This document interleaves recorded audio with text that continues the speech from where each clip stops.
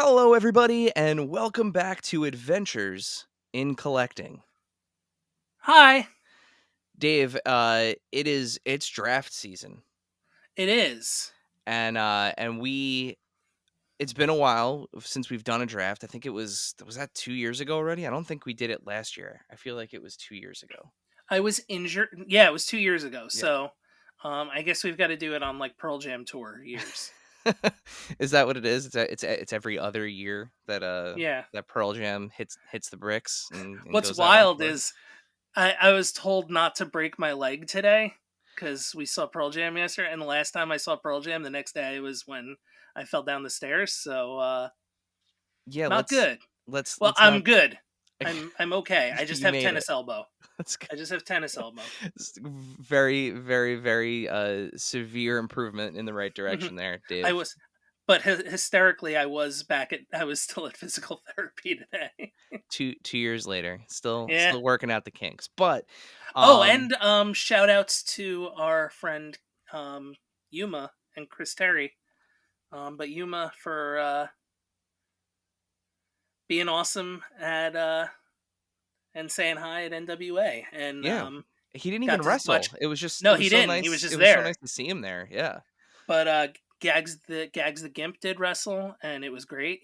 Gags spoiler alert for NWA TV, but Gags won his match.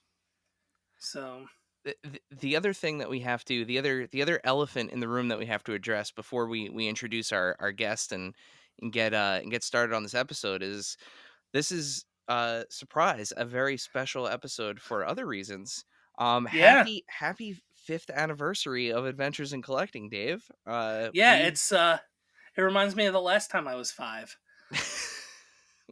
Why are you gonna get a Battle Cat for Christmas? Is No, that it's just toys, right? it's just toys. Yeah, so five Not years. just toys, but it's Yeah, like only toys. correct. Um 5 No years bendies ago, here or Sept- bendums. September 6th, 2019, first ever episode of Adventures in Collecting. So this will be airing just a few days after said anniversary, but we're recording it Yep. before the anniversary. So this is a little anniversary sandwich there happening. But yeah, five whole years of Adventures in Collecting. Mm-hmm. Which is crazy. Uh yeah. So congrats to you for being half of this journey, Dave. It's been an Yes, absolute congrats to you for pleasure being the other half of this journey. doing this. And speaking of doing this, let's not bury the lead. No, Let's introduce uh, our guest. as Toy Farce would say, we don't want you to go into the ocean to bury those leads at sea. Toy Farce. We'll hear more from Toy Farce a little bit later. But We will. today's guest, this week's guest, is a returning guest, friend of the pod. You've heard his voice many times here on this show in various forms, roundtables, individual episodes, in interviews that we've done on show floors. You hear him every time there is a Hasbro Pulse Marvel Legends live stream. Things are about to get legendary. Welcome back to the show, Ryan Ting from Hasbro. Wow, what an intro. Thank you, Eric and Dave. And I didn't realize this was a big anniversary week show episode for you guys, so it's a even bigger honor for me. And 5 years, that's a lot of adventures and a lot of collecting over that time. It sure Yes. is. And full disclosure, I realized it was 5 years about 30 minutes before we hit the record button here. So Hmm. it was one of those things where I knew it was coming up and something just like gut was like, oh, let me check the date. And sure enough, we're here. Also, Made it. if we didn't have like a preset topic that's a lot of adventures and a lot of collecting, would work as either an episode title, or a book jacket quote, or both. Shoot for the stars, Dave. But Yeah, shoot for that book jacket quote. Maybe one day we'll write a book. for But sure. Ryan, welcome back to the show, man. Before we hop in, as a reminder to all of our listeners, this is a show about toys and collecting, in case you're new here. And the first thing that we like to ask all of our guests is check in on them on their personal collections. So, what's something that you've added recently to your personal collection there, Ryan? So I'll go in descending order because something arrived a few hours ago. Uh, I noticed, and we'll talk. I think this will be a topic as I've mentioned it in a lot of places. But the TMNT Rule of Four, I'm a big Ninja Turtles fan, and so I finally noticed on the Walmart app the 1988 Turtles Remastered were available. All of them were in stock at the same time for the normal retail price, and so I got two of each, and they shipped out at different times. The first batch was Leonardo and Donatello, so the two each of those arrived today. Were you guys aware of these? When the news first broke about these, did you guys hear about that news? Yeah, The yeah, first yeah, picture that was revealed? Yeah. yeah. That That was might really that exciting. we're kind of Yeah, familiar with that. We Okay. might, yeah, yeah, we yeah, yeah. definitely heard that. Yeah. But I'm excited to dig into those when the next two arrive and to unbox a set and build that little rooftop because I've seen a lot of other people doing it. So I'm excited for that. That arrived today. Over the weekend, I got some of the Simpsons stuff in from two places. I got the little figures, the family pack, and then the house with Homer. So that arrived, and then we were just out shopping, and the bigger figures they had Bart and Otto. So I think I got those two. So I'm just dabbling because I'm curious about them, and I'm not the biggest Simpsons super fan. Like I've only watched the first couple of seasons there, but the Playmates toy line I always thought was super cool, but by the time I was aware of it and would consider collecting it, it had already gotten so big, so it was kind of too daunting to start. So this is kind of like a fun place to jump in and maybe just get the main characters. And I like how Yeah, they're doing the family pretty much like right away, I guess. Yeah.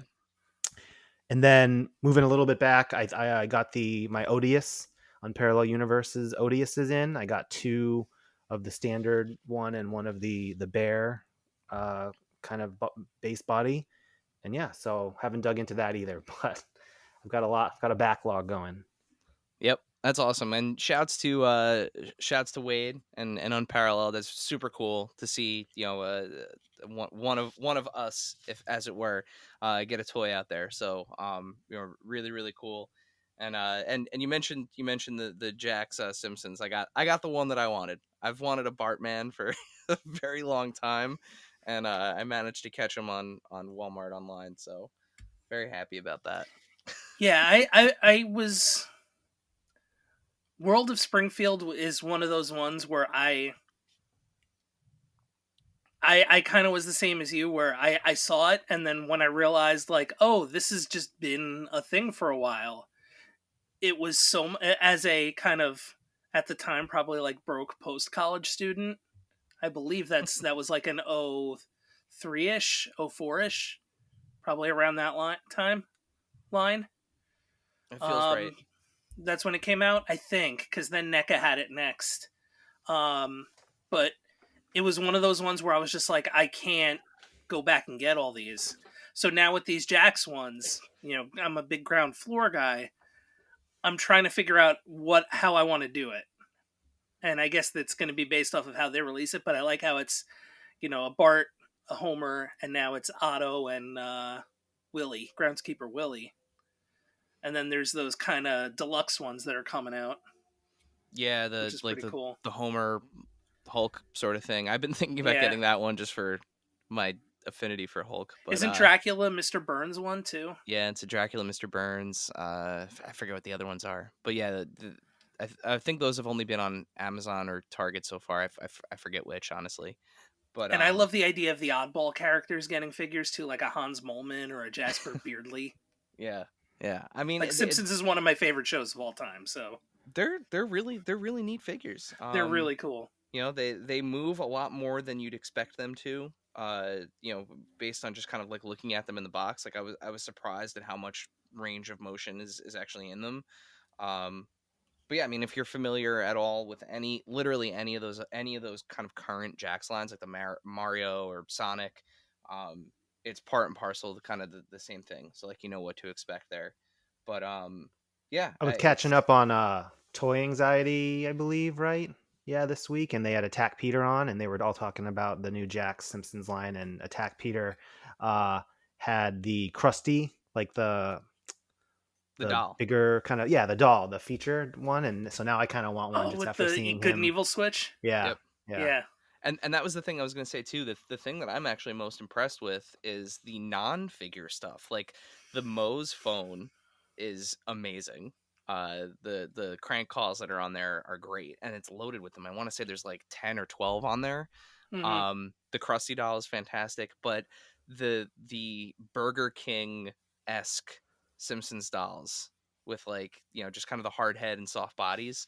Mhm. Um, those are awesome. And even like Bart has the wrong colors, like just like the old Burger King one did. Like he's got the red shirt on instead of the blue shirt. It's they're really kind of they're hitting the sweet spot, I think, with I those thought I saw the a blue Simpsons one, offering. like Bart with the regular shirt on.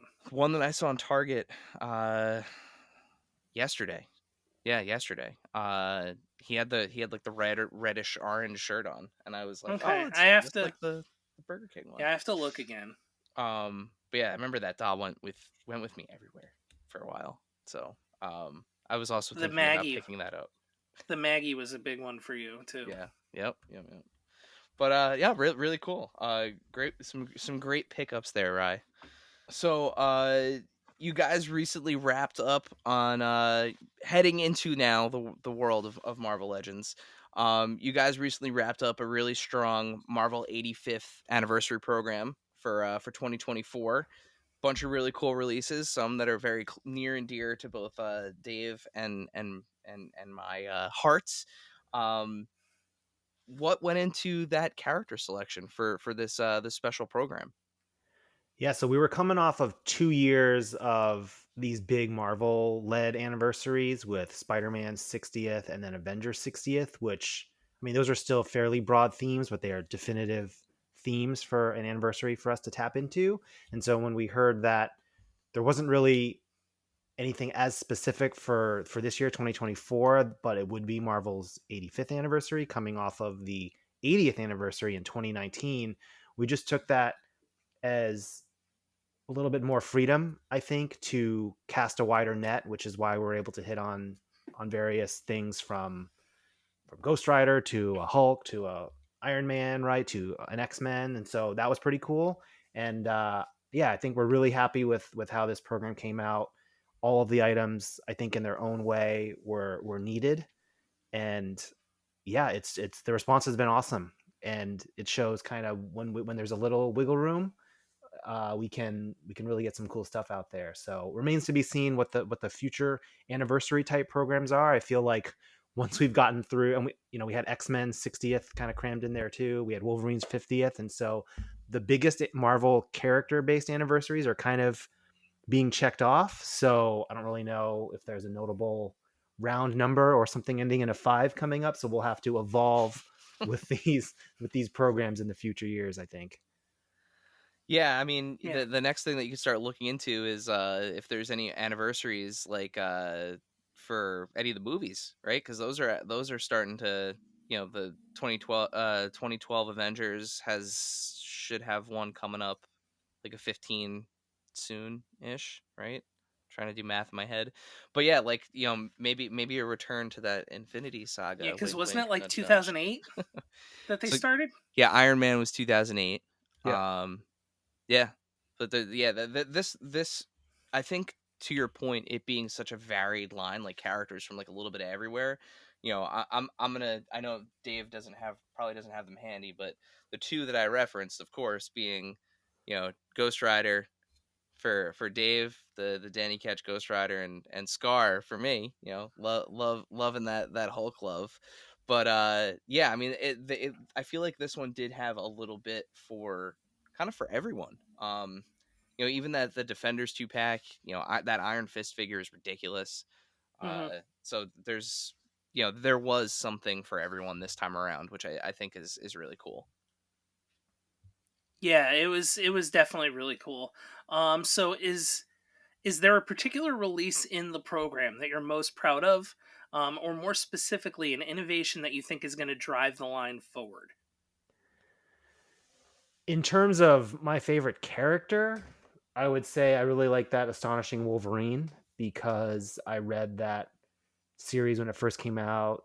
I think like my sophomore year in college. I think maybe it was coming out on a monthly basis, and so I have all the first couple of issues there still packed away in some box.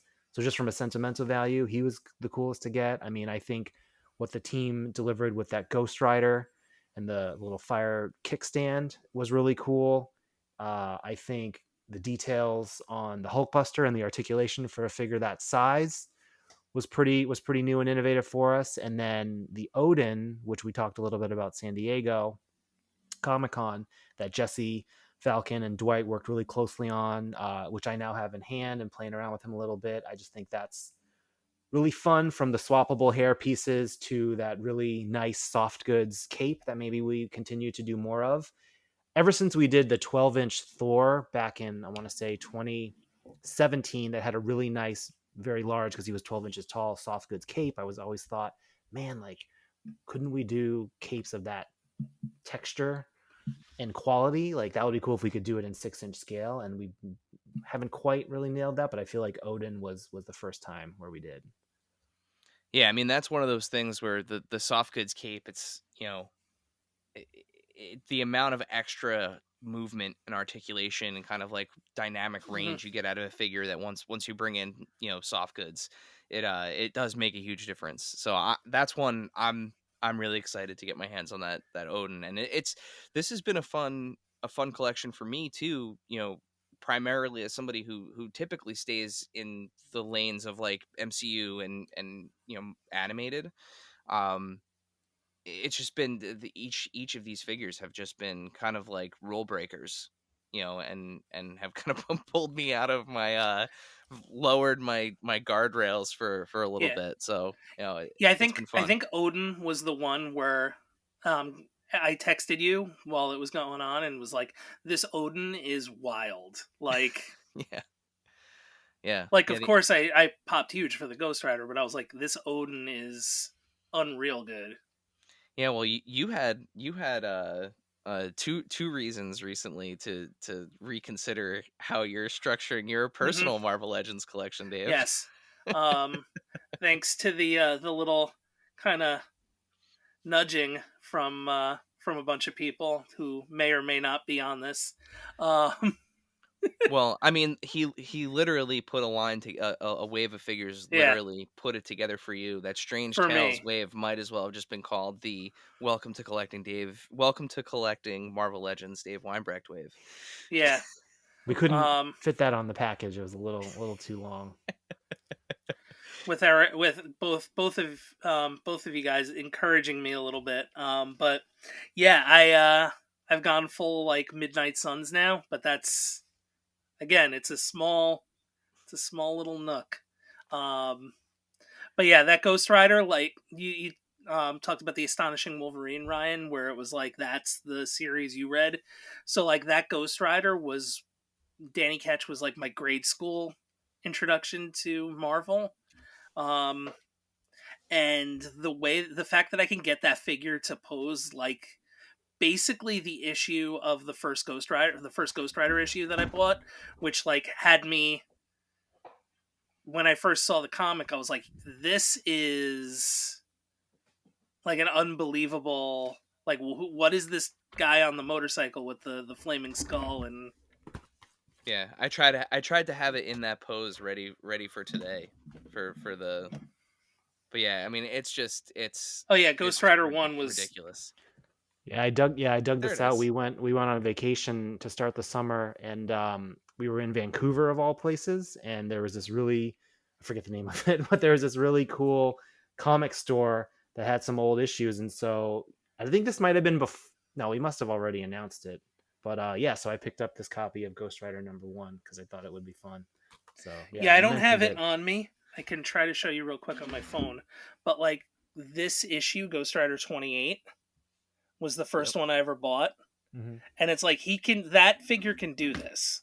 Quite literally can, like, down to that Hmm. fire, the fire kind of kickstand, holding it in the wheelie position. Yeah, and when I saw that, like it was like it looks like he's jumping off the cover, but it literally jumped off the cover to me, and I'm like, this is unreal. Yeah, yeah. I love seeing you get excited about Marvel Legends. Like it makes me happy as somebody who is literally whose desk is surrounded by them. Hmm. It makes me very happy to be able to share that excitement with you. Um, but speaking of excitement around the line, you guys revealed.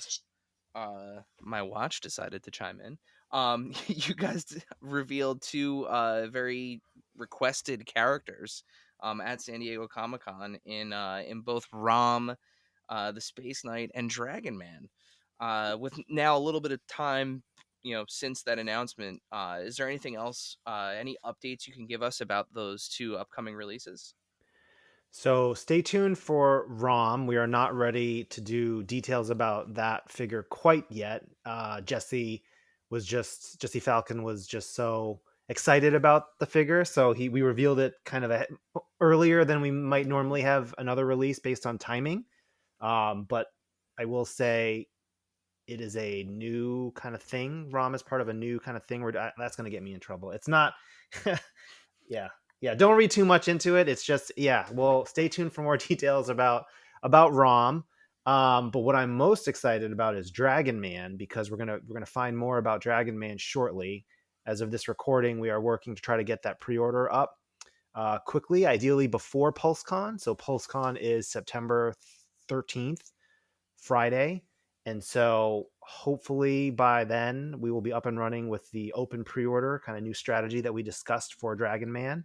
And so we'll be going over a little bit in more detail. I had a acrylic printed out to size to again kind of convey how big he is just in a normal standing pose to compare to a normal 6-inch figure. And so I'm really excited for that. I hope it goes well. Again, this is us kind of taking a strategic leap of sorts and trying something new, and I believe we do that often on the Marvel Legends teams. Sometimes it works out, sometimes it doesn't, but either way you learn, and then if it goes well, I think it allows us new avenues to try other types of non crowdfund type bigger things, right? And so if my assumptions are close to accurate, then yeah, well, there might be more to come later this year on that front. Yeah, I mean, I love the fact that you guys are exploring kind of different options with Hasbro Pulse. It's a unique platform, right? Like not everyone, has the kind of infrastructure developed to have that direct consumer kind of approach with this stuff. Hmm. Now there are other stores, other brands have popped up with their kind of versions of their storefronts, but Hasbro Pulse, you guys were kind of one of the first, if not the first, like toy brand to really do that. But it's such a kind of stable environment. Like there's so many things just with a Pulse Premium membership, just that I get kind of throughout the year through that store that it's just easier. It's easier, it's more convenient, typically it ships faster than everyone else. um it's a great experience. So to see you guys kind of exploring different ways to utilize that platform is I think as a collector, it's fun to see. Yeah, and HasLab, our first HasLab was the campaign was in 2020 for the Sentinel, and so I think a lot has changed just in the landscape now, where that's not the only playbook that these toy lines can run to get something out there. So we try to pay attention to what other companies are doing, what is working or not working, just in general, and then try to just mix it up a little bit, because I don't think Marvel Legends is on the same trajectory as some of those other brands that came after, maybe in terms of like, yeah, GI Joe is killing it. They have their fan base, and their line has a lot of great vehicles that make perfect sense for them to, if that's what they're going to do, right? One vehicle every year, it's working great. We don't really have vehicles, and our humongous Sentinel Galactus sized characters, there aren't really any on that same level. We think Giant Man was the next obvious one to do, but no one would argue that he is on, the level of the first two. Yeah. So we have to evolve and get creative with it. So Yeah, and oh, go ahead, Eric. I was just gonna say, you mentioned Giant Man. How are we any closer? Are collectors any closer to getting him in hand? It should be before, this fall kind of time frame. Yeah, we Okay. had some. basically final production samples. They might have had some markings on the underside, but at San Diego, so that was pretty much what was in the case is what fans are going to get shortly. Awesome. So we mentioned Giant Man and we mentioned HasLab. This time last year, fans of the line of Marvel Legends were on the cusp of the launch of the Giant Man HasLab. Got Pulse Con coming up later this month, and then New York Comic Con coming next month. Should fans start prepping themselves? Well, as you guys will get this reference, but all you gotta, what is it? Always ready. Always ready. Is that what he Yeah. says? Is Yep. that That's Yeah. what he what it says. says? Okay, so Legends fans, you guys got to be always ready for new stuff at any time. So we've got PulseCon coming up in September. There is New York Comic Con in October, and we're trying to do something there. The plan for New York Comic Con, because it's a month later, is less finalized than PulseCon. So I'm actually spending a lot of time on that, and so we hope to have big news at both events. But yeah, just always ready, as Dan Yoon likes to say, right? Set aside some bread. Yeah, I was just gonna say, Mhm. get the oven ready. Make some bread, put it aside. Well, that's awesome. Thank you for the for those updates here. Um, shifting topics a little bit. Uh, Yes. more than a little bit. For those that maybe are not, you know, like super aware outside of toys and all things Marvel and even Ninja Turtles and whatnot. The three of us all kind of cut our teeth in the punk and pop punk and ska music scene, and Even though I'm wearing a ghost shirt, I don't know if we're going live that's video with fine. this. That's fine. That's fine. It's all relative. But we recently even posted, we were all at the Blink-182 concert in Mm-hmm. Queens this past summer. So needless to say, we're all big pop punk and punk fans and whatnot. And as summer is winding down here, the unofficial end of summer has already happened with Labor Day, but it's also draft season. So 2 years ago, we did a draft episode of Adventures in Collecting, and we drafted toy lines from the '90s with our friends Toy Shiz and MCU Collector 24. This year, we have something a little different planned. So, Mm-hmm. if you saw on Instagram on social media at AIC_podcast, we posted that we were doing this Warp Tour Adventures in Collecting Warp Tour main stage draft, and that's what we're about to do here. So we're swinging all of this live here. There's not going to be any edits, so you're going to get all the bumps and craggles here. um so what we're going to do is we have a roster of bands across Are we doing this Gethard style like the original? I don't remember what that means. Didn't the Chris Gethard mall food court draft? Oh yes, that's what actually did inspire this, like years and yeah, 2 years ago. Comedian, fellow podcaster Chris Gethard Fellow New um Jerseyan.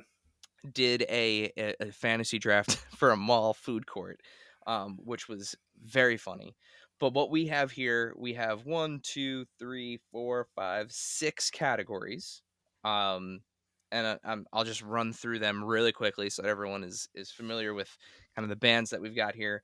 But we have a mainstream category that has Blink-182, Green Day, Weezer, Katy Perry, Linkin Park, and No Doubt in it. We have a punk category with NoFX, Rancid, Pennywise, Dropkick Murphys, Bad Religion, and Alkaline Trio. We have a pop punk category that has MXPX, Sum 41, Paramore, Good Charlotte, Newfound Glory, and Simple Plan. We have a ska category with Less Than Jake, Real Big Fish, Mighty Mighty Boss Tone, Streetlight Manifesto, Goldfinger, and the Aquabats.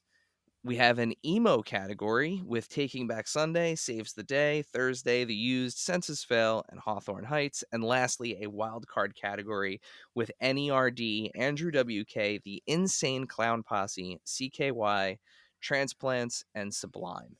So, the way that this is going to work is all of the bands, with the exception of the bands that were in the mainstream and wildcard categories, had to have played the Warp Tour for at least 2 years in order to qualify. The wild card category being wild card, and the mainstream being sort of a second wild card, are rule breakers to that. But we'll get into that in a second. So what we will do is we will set a random draft order here momentarily, and it'll be a snake draft. So snake draft style. Once a band is selected, that's it. They're off the table. No one else can have them. Our contestants here, the three of us, will have to pick a band from each category. So if you choose to pick from each category, you get a total of 1, 2, 3, 4, 5 bands, right? So you get 5 bands. If you choose one of the bands from the mainstream category, you will only get 4 bands total. So you will have to drop 2 of the categories. So just throwing it out there, hypothetical situation. I get the first pick. I decide that I'm going to take Blink Katy 182. Perry. I decide that I'm going to take Katy Perry.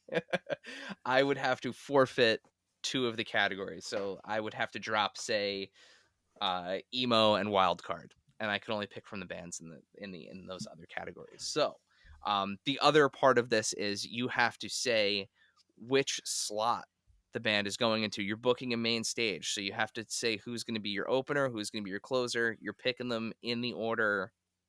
You're setting them in an order, so you don't have to pick your opener first. You can pick your closing band first, but you do have to identify where they are in your roster. And then the last piece of this is, once we are done here, we will post this on social media, and you, our listeners and followers, and Ryan's followers, will have to vote and determine who has the best main stage at the Warp Tour. Can I ask, because I think I might have misread this, if you don't pick a mainstream, you're picking 5, one of each, or you're picking 6 and you're doubling up on one category potentially? You're picking or 5. 5. Okay, so 5. it's either 5 or 4. Okay. Yep, Mhm. It's either 5 or 4. Yep. So it's either one of each or mainstream and 3. Yep. Got it. Yep. And of course, you're getting the bands, in their heyday. Yeah, it's like, so if you pick, if you were to pick Sublime, you get the original lineup of Sublime, not as they are today. Same But goes if you for get Blink for any of those 182, you're bands. getting Blink 182 of today or Green Day of today, because that's Yes, yeah, you're getting them in their. If you the height close of their powers. Yes, there you go. I was going to say, are we getting the original? Are we getting Scott back in the band? if you would like to specify that you only want like Dude Ranch okay. era Blink-182, you can That's- absolutely burn your pick on that. No, Travis all the way. All right. So with that, I have a randomizer here, and I have our 3 names. I don't know. There we go. We can see. There you go. All right. So I'm gonna hit generate draft order here. And it's gonna freeze. There we go. All right. It's like too many things. 3. There we go. So our draft order is, first pick goes to me, second pick goes to Ryan, third pick goes to Dave. So snake draft rules, that means Dave is going to get picks the 3 worst case and scenario 4. happened for me. All right. So that leaves first pick to me. So now I have a decision to make. I have 5 bands it is.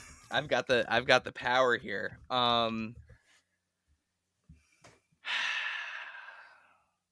Unless something really wild happens with these next 2 picks. So here's the conundrum, right? Like, we all love Blink-182. How much do our followers, like, do they love Blink-182? Do they love Green Day? I don't know. The stadiums look pretty full. Yeah, I don't know. Unparalleled. Wade loves Blink 182, so he would vote for. You know what? I am going to go with a mainstream band for my first pick, and I think I'm gonna take Blink-182, guys. I was gonna say So I was telling my fiance, like, if anybody does anything other than that, I don't understand. and I will signify right now as I'm taking them, they are my closing act. So they are my closer. Do you have to specify the order? Can you do that at the end? Yeah, you could do that at the end Oh, if you okay. want. Hmm. Okay. I'm I just think that's a specifying it pretty now safe headliner, though. because I'm not sure who else would who they could potentially open for on this list. All right. So with that, I have now said I'm sacrificing two of the categories. I will only have four bands. Ryan, you are up next. All right. I respect that. I respect that choice. I wish you went a different way, but that's okay. I think all of us do. um, I'm gonna go just because. Yeah, I want to secure them early. I'm gonna go less than Jake, my number one pick in the first round. All right. I think they've played probably like maybe the rec. Were we talking about this? That they've Y- played like amongst the most times or something of like any They band. they are. As far as I can tell when I was putting this together, they have played on 15 Warp Tours. So, above and beyond the most played. I think Simple Plan was the one behind them with like 12. So, Hmm. yeah. I'm gonna go Vinny with the Vinny drummer though lineup, original lineup. A rich OG lineup. All right, Dave, you are up with the next two picks. So I didn't think that was gonna happen. What, you didn't think Um, Ryan was going to take less than Jake, or you didn't think I was going to take Blink-182?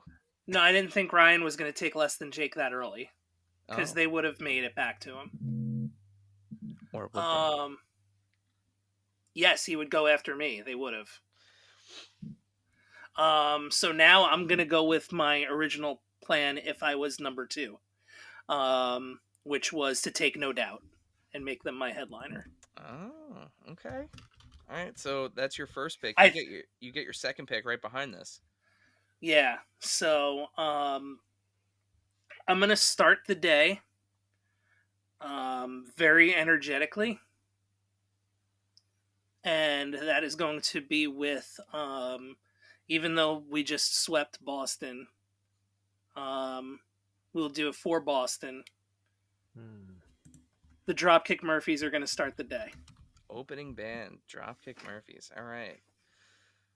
So then, how does this work? This goes back to me now, No, it No, goes to I'm in the Ryan. or goes middle. to Ryan? Okay, goes the other way. Okay, yeah, yeah. All right. All right. This is gonna be a little bit of category management on my behalf. Um, yeah, just because I need to lock this category up early, or else I'm not gonna know what I'm doing later on. So, in the wild card category, I'm gonna go Sublime, and not because I'm the biggest Sublime fan, although that one record that we all had was amazing. My first AOL screen name had Santeria in it, just because I was listening to that song a lot at the time, and that continues to be part of my various like whatever logins for Yahoo Fantasy Sports and other things has that in it. Nice. So I'm gonna go Sublime and check off the wild card category. All right. So then it comes to me for my second and third picks, right? Correct. All You get right. two here. So, sheesh. All right. Well, you can't have a Warp Tour without a punk band, as far as I'm concerned. So I am going to take Rancid as my number two pick. Um, and they're gonna be my third band. So they're gonna open up for Blink-182. Playing right before Blink. Yep. Okay. Um, and then my next band, uh, I'm gonna bring some high energy to my opening band for the day, and I'm gonna take Paramore Hmm. as I did not see that. my opening band. I did not see that. Okay, I so had you taking someone else from there. I was between two, the one that you're thinking was probably the I made a gut decision Okay. at the last second there. Wanted a female voice in my lineup, Okay. and they were still on the table. So, all right. So then this now goes back Back to to Ryan. Ryan. For my third round pick, I'm gonna go with my guys in the pop punk category. I'm going Newfound Glory. Um, Pop punk stalwarts in and of themselves. I've seen them so many times. I got to meet them. Most of them, Jordan didn't come out, but I got to meet Cyrus, Ian, and Chad at a show a couple of years ago, and they were all super nice guys. Obviously, they've been around forever, continue to put out cool music, and I'm pretty sure they're also collectors and kind of geeks, right? Like they play Magic the Gathering and they collect stuff, and so that's kind of an added bonus for our little discussion here. But they are my third round pick. So I have, before we move on, they were going to be I was between them and Paramore. So first of all, that was 100%. yeah, I was between those two. I will share a really cool, really quick Newfound Glory story. So I was in a band called And Then There Were Machines. Back in like 2000, was that like 2008, 2009 maybe? Um, Thereabouts. and we played at Bamboozle Festival at Giant Stadium. We got to play at that 2 years, and one of the years was the year that Newfound Glory was playing double duty. So they did a set early in the day as the International Superheroes of Hardcore, and then later on they did a set as Newfound Glory. So because we had like the stage passes and like we were talent, we got to watch some of the shows from the side of the stage. So I watched International Superheroes of Hardcore from the side of the stage. They didn't have as big of a crowd as like Newfound Glory did. It was still at the point where like a lot of people knew it was them, but you sort of kind of had to also be in the know because they wore like the ski masks and everything. Um, and I had my demo for, and then there were machines. And afterwards, I approached them. I approached Cyrus actually, kind of drummer to drummer, and I was like, "Hey, would you be willing to take my demo? Big fan of you guys. Have listened to you my whole life." He was like, "Sure, you want to listen to it now?" And I was like, "Wait, what?" And he was like, "Yeah, well, let's go listen to it right now." So we walked off stage. He put the CD in. He sat there. He listened to it, and he was like, "Do you want me to be like? Do you want me just to be like, yeah, good job, and like get you out of here, or do you want like notes?" And I was like, "I will totally take notes." And he literally we went through the track. He told me what was good about it. He told me what was bad about the mix. He told me, what we could improve on. He asked like a bunch of questions about how we recorded, what setup it was, and literally spent, I don't know, maybe 10, 15 minutes with me going over the song, and then was like, seriously, overall really good song. There's a lot to work with there, but you guys still have some kinks to work out. Hopefully you can take this and run with it. And it was like a surreal moment just sitting there with him. He put it in like a little like stereo thing, played it, and it was just that's something that will always forever stick with me. And it was one of those things where it was such a natural like conversation that I never thought for like, hey, can I get an autograph? Like never asked. Like we were just sitting there talking like musician to musician, and then that was it, and I was gone, and I walked out of there, and I couldn't believe that it happened. And to this day I still like, I'm like, what? It's really strange that just kind of worked out that way. But that's my Newfound Glory story. That's so cool. That's That's really awesome. cool. I had Yeah, never even heard that before. yeah, no, I've definitely told you about this. Okay. Definitely have. But yeah, really really nice guy, super cool. And he gave me 15 minutes of his very busy day in the parking lot of Giant Stadium. So very very cool. um so that then takes us back to you, Dave, right? Yeah, and I have a decision to make, but I think you guys made it for me. So it's really just a question of what am I going to do here? How do I potentially ruin your next picks? But Oh, you get your final two here. This is it for you. I know. Um, no, I'm going to go with what I was thinking of as I was watching this unfold. So doesn't matter the order, but my next pick, even though we've got a little bit of ska vibe and in some old No Doubt, I think we still need it. But I don't want to be too East Coast, and I'm like teasing it, and I'm not sure, but I definitely don't want to be too East Coast here. I don't want to. I don't want to have too much, especially since my last pick is definitely going to be. So the band that is going to play right before No Doubt, um, the band that's going to play right before No Doubt is going to be Real Big Fish. Okay. Sellout. What a sellout. All right, so that is your third. And who is your second performing band on your stage, Dave? You've got your let's reminding people Dave has so far selected. You've got as your opener the Dropkick Murphys. Mm-hmm. You've now got a blank spot where this band will go. Followed by Real Big Fish with No Doubt as your closer. Yeah, I may switch the second and third spot. Still, I have some time to think about that. I think You do. but You do. the last one is going to be very New Jersey. It's a very New Jersey pick. It was there, hands down. I mean, like, Wayne Firehouse royalty. Dare I say, certainly New Brunswick, but we're gonna go with Saves the Day. I knew it. I knew it. If there was one band you were not missing, I knew it was going to be that one. And I also knew that they were going to be on the table literally the entire time. Yeah, once.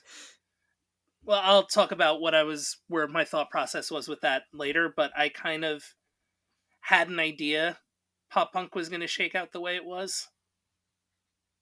Just maybe not in that order. All right, so that brings us back to Ryan. Ryan, you have so far you will be the only one taking a fifth band. So you get right now you have Sublime, you have Less Than Jake, and you have Newfound Glory. Who is your next pick? Yeah, and I hope the fans factor then. So my stage will have one more band for your viewing pleasure than either of these other two It's competitors. It's very so more very value true. for your hard-earned ticket to this imaginary fantasy concert. So with that, I am going to go emo, and I'm going Taking Back Sunday. Oh, damn it. Is he the only singer who does that with the move with the mic on the cord and then he swings it and wraps it around his neck? I always thought that was pretty cool. That's like his thing. It's definitely his. I don't think he's the only one that does it at this point, but like that's definitely his. I thing. think that's an old like Robert Plant thing though, because Paul Stanley does it too. Yeah, Or it's did true. it. But in terms of like the emo bands, like that's like Yeah. his like signature. That's his. Yeah. That's his signature thing. All right, so this then takes me to my last band. So again, as a reminder, I currently have Paramore opening. I have Rancid playing third, and I have Blink-182 playing last. So, man, this is now really hard because Ryan took the band I was going to take, and Dave took my backup. I knew that. Crud. Okay. There's an easy U one still on there. There is, but it's not about me. I'm trying to put the best concert together for the people, Dave. This is for the people. This isn't It's for funny. me. We all are doing that, but we all pick bands that we all like.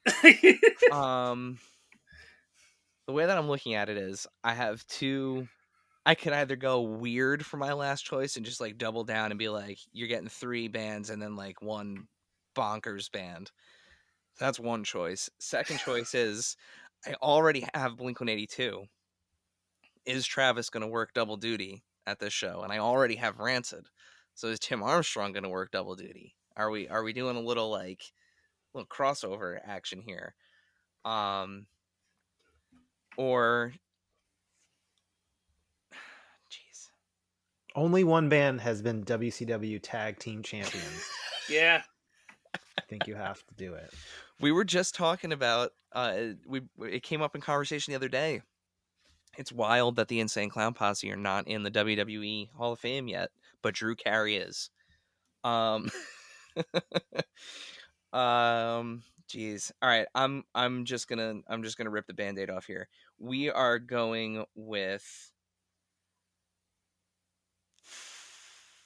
man, this is really hard. I have a really hard decision to make. All right, I'm taking Mighty Mighty Boss Tones. I was gonna say, I'm how do you not? You have Rancid yeah, next, and the crossover is yeah. I'm gonna go some New England ska, and I am going to take Mighty Mighty Boss Tones as my final pick. They will be my second band performing. And Thank that you is it. guys for representing Boston so well, taking Boss Tones and the Dropkick Murphys. I didn't take either of them. I'm glad I did that because so if I didn't take Taking Back Sunday there, you would have, and then I would have not gotten them for my last pick. So good drafting by me. For my fifth pick, I'm gonna go in the punk category, and I'm gonna go again. My list is more like my Spotify daily mix. It's I don't know if the fans are gonna agree, but this is what I would just want to listen to. Yeah, we did not do the that most. at all. I'm gonna go Alkaline Trio. There we go. For my pick. So I still have to I'm gonna rejiggering my lineup for the stage here. I think I'm gonna. All right. So while you're doing that, while you're figuring out your lineup here, we'll recap one last time here. So Dave's we'll start with Dave here. Dave's opener would be the Dropkick Murphys, followed by Saves the Day, followed by Real Big Fish, and no doubt I'm gonna switch that. I want. Last Yeah, I Call. don't want. Yeah, I want the Cooler to be third. Okay, so you want Saves the Day in your third spot. That's too much. That's if we're opening with spider webs, and that's too much coming off a Real Big Fish. Okay, so all right, so which, you got which I think they have a tendency to do is open with spider webs. So fair, very fair. All right, so that brings it to me. My picks are, let's see, where do we got my opener is Paramore, followed by the Mighty Mighty Boss Tones, followed by Rancid, with Blink-182 as your closer. So I'm gonna lock mine in there. And Ryan, do you want to lock in your order here? Yeah, my order is gonna go Sublime to start it off, kind of mellow to some degree, and kind of easing into the day. And then we're gonna go. So I tried to stagger the tones too, a little like the tonal shifts. So Sublime first, Taking Back Sunday second, Less Than Jake's gonna get on in the middle. Then we're gonna go Alkaline Trio to kind of downshift a little bit in the super energy kind of category, and then we're gonna close with Newfound Glory as their, for me, they are one of the Warped Tour emeritus status type bands. So that is my lineup. There we go, locked in. So we'll get these tour posters posted up on Monday when the episode goes live, and everyone can do two things. One, you will vote on whose stage you think is the best, and we'll post a blank poster as well, so that way we can see all of your wonderful picks. Very excited to see how you guys shake out some of your lineups here, and we've seen a couple already when we announced a couple people posted there, so very cool. That was a lot of fun. I am very curious to see who takes the W here, who takes the bragging rights W. Can I give you my multiverse alternate universe lineup though? Yes. So Had because I you thought gotten the about first this. pick? No, so these are bands that were not on the eligible list of Oh, selections. okay. But they all played in, I believe, at least one. I don't know if I used the 2 or 3 criteria. But so my alternate not possible lineup would be Fall Out Boy for mainstream, Lawrence Arms for punk, Midtown Oh, for that's a pop good punk, call. and Spring Heel Jack for ska. So that was my like, what bands Wow. are not on here that I would pick? When I was putting the list together, I saw when Spring Heel Jack. When I was scrolling through, I was I like, was gonna say, you know how I that would feel have been about on Ryan's. songs about suburbia. Yeah, yeah. That's. I would go see that stage. I would park. I would park in front of that stage Mhm. and I'd watch all those bands. Um. So speaking See, of, I missed what I missed out on by trying to block Real Big Fish from you, but not even block Real Big Fish from you. I just didn't want it to be all East Coast bands that I had. Um, I thought for is sure I you were lose? taking Goldfinger. No, I was thinking about, do I want Shipping Up to Boston to be the crossover song, and then it's just like one big set. But I decided against it because I didn't. I knew I was gonna take Saves the Day third, like as my last band, and that's just so Northeast. Like nobody's gonna want to watch all that Yeah, I couldn't take. I kind of because figured that. you've got that Boss Tones to Rancid crossover now, where it's like they can kind of, Yeah, yeah. a band that's kind of secretly a ska band. I knew there was no way that I was getting Less Than Jake and Blink-182. So I had to part with one of them. That was I Hmm. have stiff competition in that in both of those categories. So yeah, I went with the Blink decision. So my original But my ultimately, Ryan could have gone. Like I know Less Than Jake wasn't going to get back to you, but it would have. You could have taken them first or second for sure. yeah. Well, speaking of fan interaction and fan and follower engagement here, uh, now that we're through with the draft, let's shift gears back to Marvel Legends for a little bit. We know Yeah. how important it is for us to get questions from followers, from fellow Marvel Legends fans.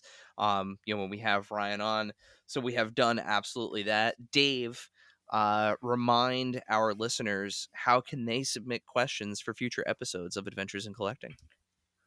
So remember that story you saw where it was, pick your own Warp Tour bands, your own Warp Tour like itinerary, and you answered on our Instagram story?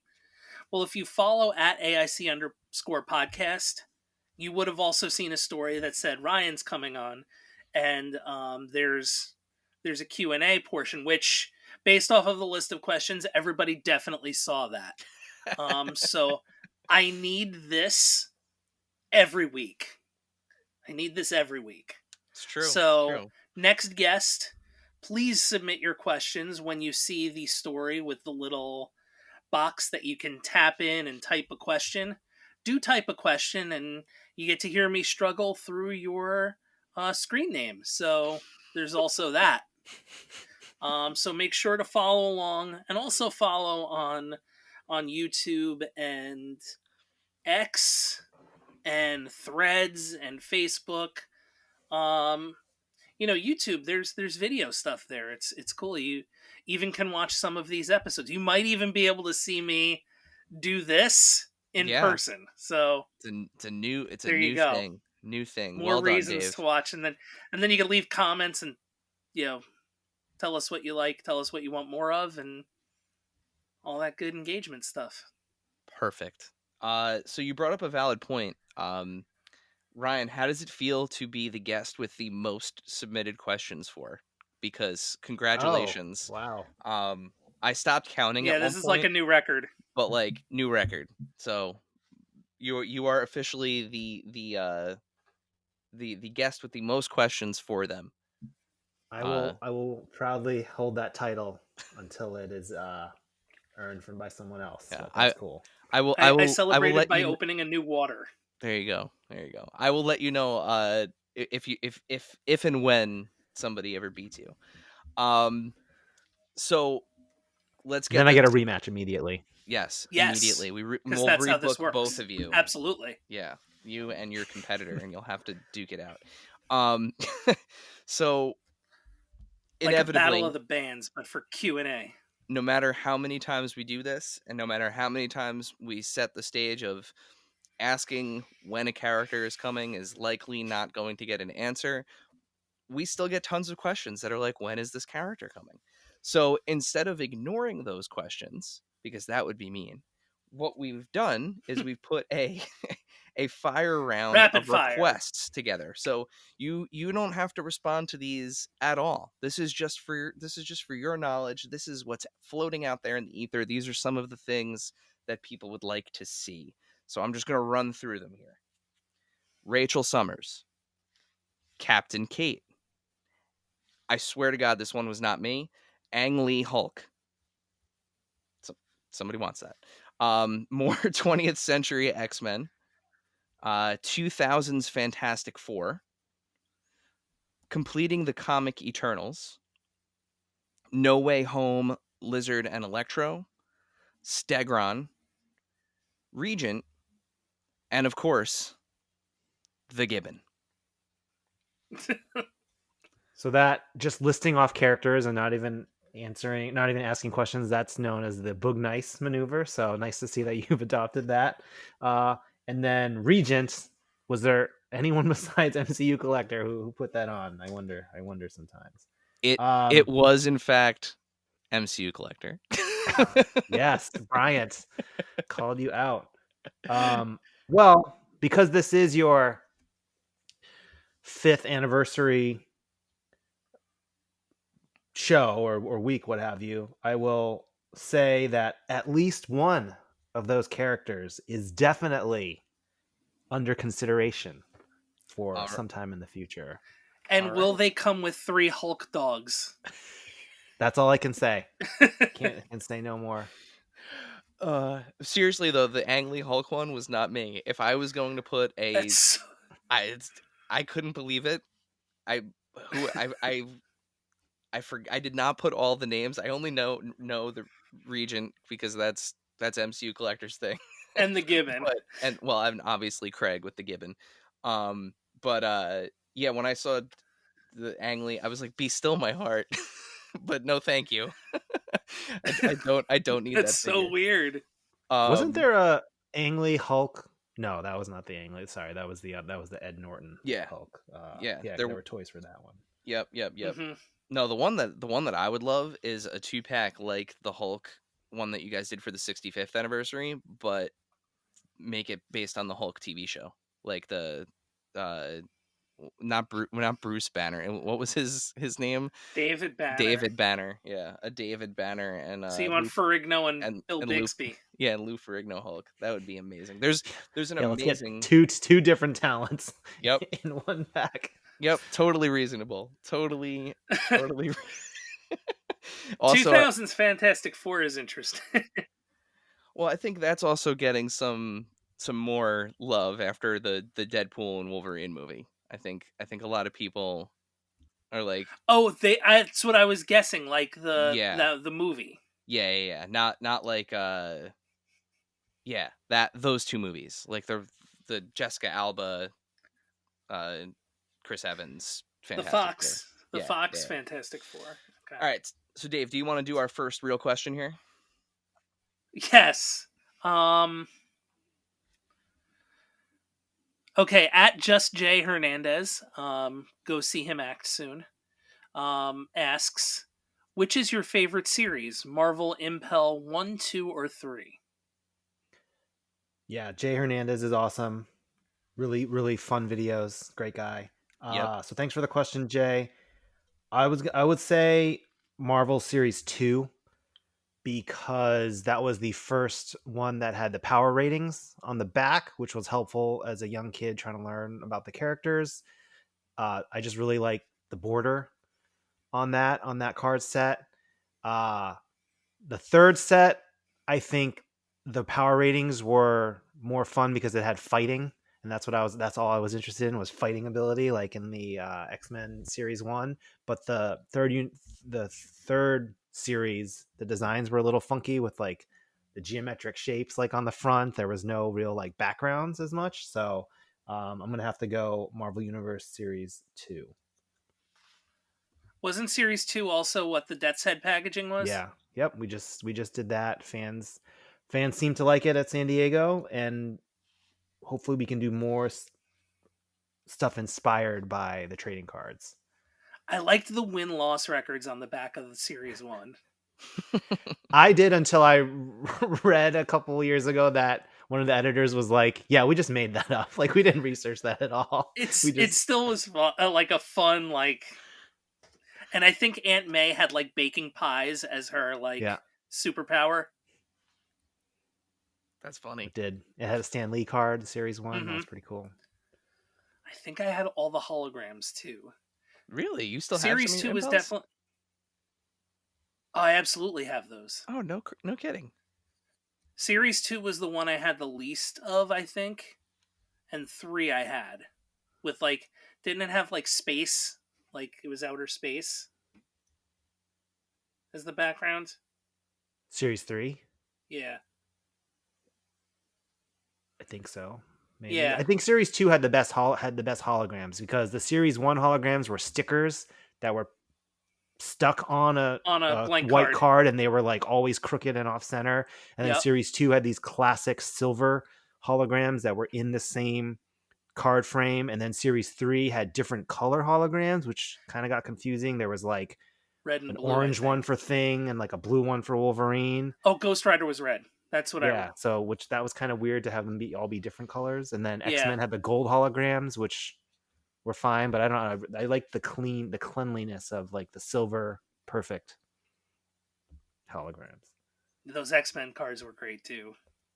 You had the Danger Room cards that were like a 2-in-1, A or like lot of two a lot cards of good made one to stuff. image. Yep. Man, I abused all of my Marvel trading cards back in the day. Like full like I Mine are used somewhere in the house. I used to draw on them and stuff. Just terrible. In But we used retrospect. to do it to Series 3 because, like, back in the day, you could get, like, boxes of cards at Costco. So my friends and I would take the Series 3 cards and take 3 of them and make, like, with little pieces of foam, make 3D, Oh, I like, remember that we cards. used to So, cut them out and yeah, and paste yeah. them on. I remember those. Oh my god, I haven't thought about those in so long. So, like, for Venom, we would take, like, his hand and make it the top level, and then the body was the second level, and then the background was the first level, and put it in a big card case. I'll see if I still have any of them anywhere. I don't know where they'd be, but I could try to find one. I remember you and Dee Dee making those. Yep, The my little friend Dave exact and with, another Dave.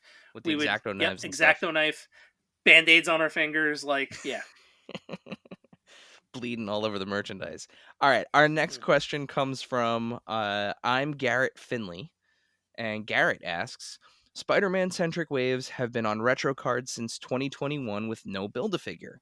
With Build-A-Figure sized characters from that universe yet to be made, can you provide any insight on this change? So it's no secret that the number of Build-A-Figures per year has come down in recent years as we've got a lot of other things going on. We're still able to get those larger characters out in deluxe style single one shot type pickups, which I think has opened up a lot of doors for us. If the question is specifically around Spider-Man Build-A-Figure waves, yeah, it's like that could potentially come back at some point. But I think fans have been appreciating the retro carded style waves, and we've done so many of them now that it's almost its own kind of collection. So that's just what we've been leaning into. And then the No Way Home wave ended up on a blister card, although in its own movie style packaging for other kinds of reasons. But yeah, maybe one day we will see the return of a Spider-Man themed Build-A-Figure, and then just on Build-A-Figure in general, you will still get a couple every year, I think. All right.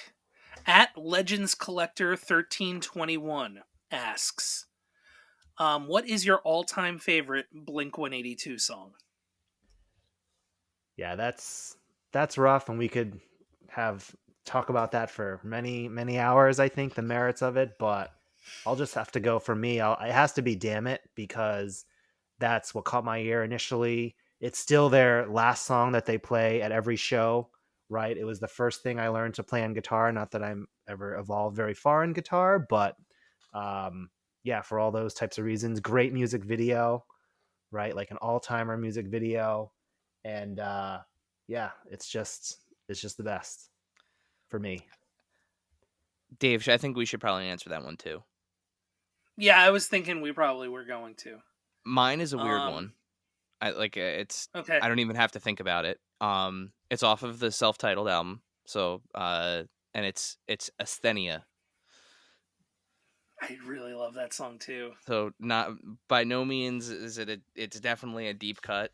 Um but there's just something about that song. I love like it was pre Angels and Airwaves, and Tom was starting to get into kind of like sort of that U2 type experimental guitar stuff. But I just love the drums in that song. I love the hook. I love the whole mix of it. I love like the weird like outer spacey stuff in the beginning. Um, yeah, Asthenia. Yeah, that's a good one. All right, actually, I do have one that I can think of off the top of my head, and mine is a little bit of a weird one too. Just because I thought this was so like not them that I loved it in a way. And we actually had the opportunity to see it live, you and I. I don't know if you saw them on this tour either, Ryan, but when they did the Greatest Hits tour, and we're doing amphitheaters with, I think that was the No Doubt tour, or was that the Green Day tour, Eric? I don't remember. No doubt. No When doubt. I say the Greatest song, you'll hits. remember. Greatest hits was no doubt. Greatest hits was no doubt. Then this might have been Green Day, which was "Take Off Your Pants." No, yeah, it would have been "Take Off Your Pants and Jacket." Yes, it would have been, and here's why. It's "What Went Wrong," which was one of the secret songs Yeah. on. Yeah, the acoustic one. Oh, was it the yellow CD? Oh boy. It was either yellow or red. You're asking me to access a part of my brain that I have not I don't accessed in a while. remember. Yeah, but that was I could. it was one of the 3 CDs, yeah, so Mhm. bonus track. I think I had green, and it wasn't the one I had. I think it was the one you had. So, um, but what went wrong was such like a non Blink 182 song that it was like one of those ones I always wanted to hear it with the full band, but it was kind of too perfect to not to be changed in any way. Yeah, And we saw them do it live, which was also cool. we did. We definitely did. Those are Yeah, it like had to have, cool. it, So those are cool like it had picks. to have Mine been the was Green Day tour. Your pick is but it's classic. It's classic. it's Yeah. classic. There's the way they Mark mixes up the bridge like every time when they sing it Hmm. live. He has a Yep. couple go-tos and he keeps adding options. That's super fun. Yeah, I used to like like I don't know if he still does it, but when he used to do the like I wish I was a little bit taller, I wish I was a Hmm. in the beginning in the middle of it. That was always fun. All right. Next one comes from Hefe the Hefe. I'm gonna go with a soft J on that. I don't think it's Jeffy the Hefe. I'm going Hefe the Hefe. I'm sorry if I got it wrong. Okay. Um, with the next Captain America film hitting in February, very excited for Red Hulk. When can we expect to see what Marvel Legends has in store for fans? I mean, they just recently released the official trailer, I believe, right? Yep. So between now and February, I don't. This was a tough one. Like the movie date moved around a bit. It was originally supposed to be a 2024 film, and then it Yeah. moved out to February. So we'll certainly have some Marvel Legends figures for that. But increasingly, like with films, and we saw this with Deadpool and Wolverine, yeah, we'll have some product the year it comes out, but the production timelines haven't changed, and but the movie kind of dates have gotten a little harder to pin down. And so I think what we found is we really want to nail a couple of characters from each film well, and then if and when the movie comes out and there's other things to do, other things fans want, we can always go back. Like we've done it for No Way Home, and there's still some characters on people's No Way Homes wish list, right? And so it'll be more of like a gradual rollout, I think, from that film. And so yeah, so just keep that in mind, right? Like the MCU is, every time there's a new movie added to it, the sandbox just gets bigger, and we can go back if fans want it. Yeah. I mean, Not to mention, who would want like a spoiler figure? You know, like Thanks, McDonald's.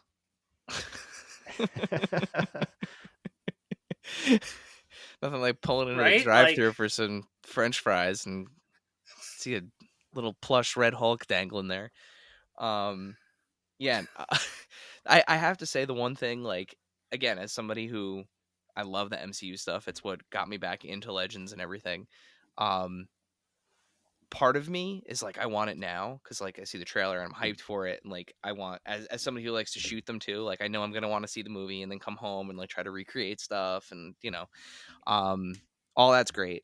But I love when we do have to wait, because like we all know how this works, like storyboards and production art and early access stuff. I mean, we saw it with earlier, Infinity Saga figures.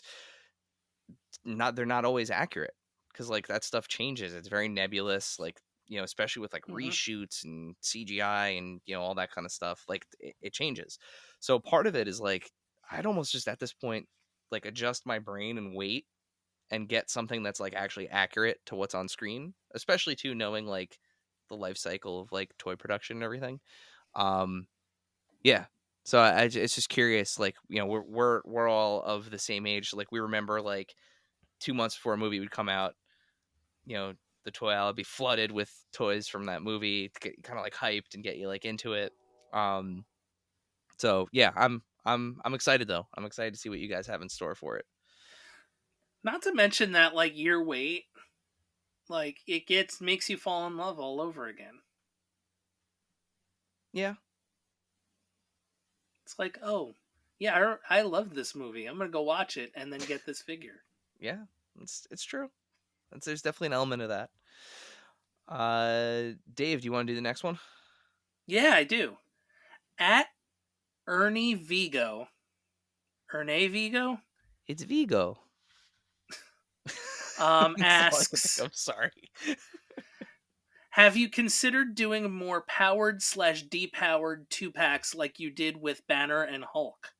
And who is at the top of your personal want list for style, that So style of I think figure? this was two questions. So one was the question because this Oh, person asked two questions and I combined them to one bullet. One gotcha. was one question about the 2 packs. One was just your personal, like, if you could snap your fingers sort of thing and make a figure happen, who would it be? Yeah, so on the 2 pack question, yeah, I think we could consider it. I don't know, like, what are there a lot of characters who change forms like the way Banner does into Hulk? Because there's a lot, or is there like civilian versus superhero costume look, right? Yeah. Or like Tony Stark or Iron Man, like those are possibilities too. Um, I don't know. I think we try to use 2 packs more to do team based stuff or do like versus packs, right? Like for example, we finished that Fantastic Four team with Wolverine and Spider-Man this year, and then we had Franklin and Val in a 2 pack the year before. So like that's a way where we can, and we like the Squadron Supreme. We did Hmm. 4 of the 5 Squadron Supreme in two packs, and then Power Princess separately. So those seem to be, I think, more likely, or like versus packs, like all of the Wolverine 50th anniversary, or like Punisher versus Bushwhacker. So yeah, maybe we'll see some of those. Let us know if you have any specific suggestions for in that avenue. And then yeah, I get that question a lot of like, what character would you want to most make? And I guess I don't really have a good answer. There's been a lot of I worked on the brand for so long that a lot of the characters I've wanted to do, we've been fortunate to have the chance to do them. So I don't know, man. I'm a big mark for the '90s X-Men stuff, from the video games to the trading cards and stuff. So anyone who we like haven't gotten to yet from that realm, who hasn't had any Legends figure yet. So that list is not very large anymore at this point. Yeah. So I don't know. Like Mm-hmm. I just remember I loved the Cerise card from Excalibur and X-Men, uh, the first X-Men set. So that's just one that I always remember. But all the others, we've done versions of them already. And I always joke that in that set, Roma, who was on the Allies card, is like has like unlimited power ratings for everything. So I consider her the most powerful Marvel character of them all, according to that card set. So maybe we'll get a Roma at some point. Yeah, you mentioned, you called out the video game stuff, the Sentinels, those two arcade Sentinels, that 2-pack is ridiculous. So like I love that you guys are starting to play, in that area, and Hmm. it's just it's so much fun, and like seeing that those figures, I can't wait for that new brown and tan Wolverine that's coming, that you guys showed off at San Diego Comic-Con too. That way I can recreate a little video game setup. Have him and Colossus pounding on some Sentinels. And those just certain games getting re-released in about 2 weeks. So Oh yeah, it's true. Yeah, a certain Marvel versus something else video game that had a very very very good cable figure that may or may not still be on the top 10 list for 2024. Um, our final question from our Q&A here comes from friend of the pod, friend of the community. What a guy, Toy Farce. And he asks, does the quote hashtag rule of 4 still apply when brands release turtles one at a time? Does it just become a long-term commitment? Yeah, Toy Farce is really funny and makes me laugh constantly. So we appreciate Toy Farce. Um, I would say the rule of 4 started for me more as an in-store or like in person at a convention type deal, where if all 4 of them were together in a new line, I felt compelled to get them. But if it was any number that was not 4, it was much easier for me to say pass. So it's a good question. Um, sometimes, sometimes not, like what Mondo did with their new kind of soft vinyl Ninja Turtles. They didn't release all of them at the same time, but I still was in every time. Like, I'm pre-ordering 2 at a time every couple of months. Like, what am I doing here? This is so not the rule of 4. But so it kind of depends. Like, those are so cool looking and so unique that, yeah, sure, I'll do that. But for other type of stuff, I probably wouldn't. It needs to be more of a they're all released at the same time. And then maybe this is why I also too didn't get into the He-Man crossover ones. I'm also not the biggest He-Man collector, but those also weren't all released at the same time, right? The 4 turtles, so it was Yep. easier for me to sit on the bench for that one. Oh man, your but rule did of you get Xavier Woods and Kofi? That one we could talk about that. I think that's a really fun crossover, but everyone probably has their preferred list of wrestlers to turtle mashups. So I kind of passed on those, but maybe if I listened to your guys' pod with Magic and Steve, and yeah, they were like, maybe we'll do more in the future. So maybe I'll get in at some point if they come back. And I don't know. I'm also not like, I don't know. I'm not the biggest like New Day fan, and so there's like 2 of them. Aren't they like they're two?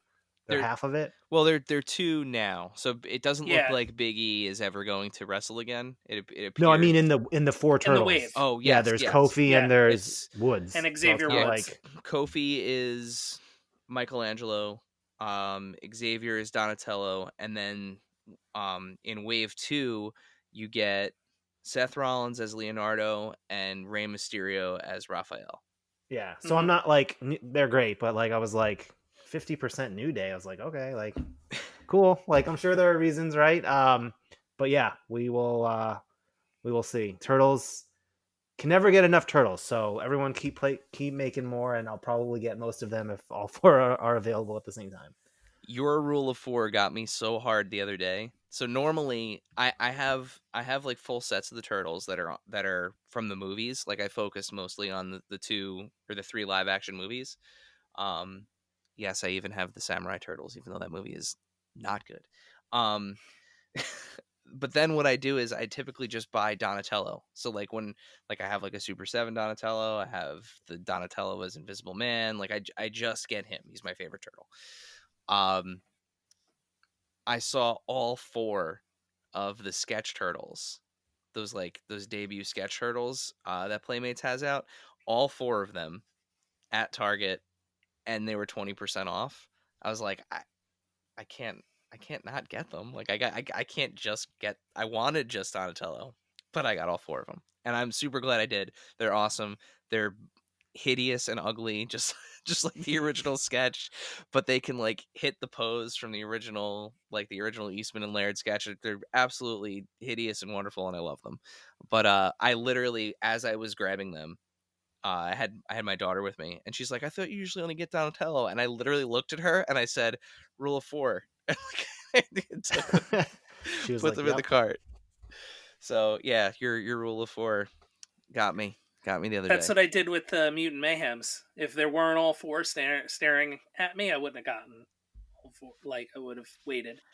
Rule of 4. There was one time we were at a Target. I think this was with the Target exclusive mutating, like the throwback Mm. mutating turtles. It might have been something else, but I'm pretty sure it was that. And I was walking up and down, and there were 3 in the aisle, and I was like, "Oh, phew! There's only 3. I can rest easy." And then we were walking, and then the 4th one that was missing was just in another aisle, and I came across someone just picked it up and put it in the wrong aisle. So I saw that and had to backtrack and go get the other 3 from the turtle section, and then that 4th one that was wherever it was, 2 or 3 aisles down, and yeah, so I abided. They got, and there's the 4-pack of all the Universal Monsters ones now too in black and white. Yeah, in black and white. Yeah, I hopefully I don't come across that in Oh, person. That'll be challenging for me. I've seen the 2-pack. There's a 2-pack with just uh I definitely saw the 4-pack the other day. well, I'll avoid wherever that was. I don't um remember. So well, with that, that wraps up our Q&A. And that also wraps up this interview. So yeah, Ryan, thank you so much for joining us. Um really excited to see what you guys have for PulseCon coming up, and hopefully we get a little FaceTime with you at New York Comic Con if it works out. But before we let you go, remind our listeners, our followers, where can they follow you on social media? Where can they stay up to date on Hasbro, and when is PulseCon? Yeah, so I am sporadically on Instagram and X/Twitter. So I'm at Ryan underscore Ting is the handle there. Kevin toying around dubbed me the underscore. That's my nickname. I didn't even really realize that because my wife helped me set up those accounts a long time ago. But yeah, so that's where I'll just do stuff when I get around to it. Stay tuned to Hasbro Pulse socials for all the latest official, not speculative, not leaked, but actual reveals and pre-orders and news of that sort. And then PulseCon is live Friday, September 13th. All the brands in one day, and everyone's working really hard on it to make it a really fun show with cool stuff revealed. And I'm sure everyone's going to have some pre-order items up as well. And then yeah, we're trying to figure out New York Comic Con, which is your guys' neck of the woods. And so yeah, if we're there, we hope to run into you there. Awesome. Ryan, thanks again for joining us. Dave, send us home. Excelsior!